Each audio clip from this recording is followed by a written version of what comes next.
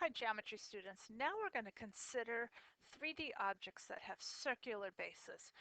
So our first term is a cylinder. It should be probably a word that's quite familiar to you, and we've got all kinds of real-world examples like soup cans and drums and cakes and candles. All are cylinders. And we can kind of think of a cylinder being kind of like a prism, where the prism has so many sides that it almost looks like a circle.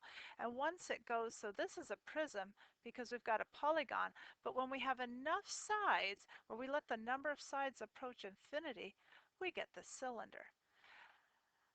And just like with the prism, we have two bases. So our bases are both circles. So we have a circle here and a circle here. And if you've ever taken the wrapper off of like a soup can or some other tube, you know that when you pull it out, just like when you pull off wrapping paper, it comes off as a rectangle. So the net of a cylinder is made up of two circles and one rectangle. Next, we're going to look at a cone. So cone is another word that's probably very familiar to you. You've got our birthday party hats or ice cream cone, carrots. All of these are familiar objects that are based on a cone.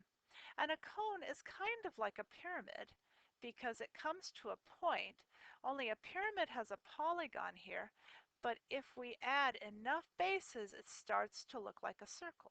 And here I have an upside down cone. And take a look at its net. If I were to cut this out right along this line here and just do along here and cut it out, I would end up with one circle and a sector. So my net of a cone consists of a circle and a sector.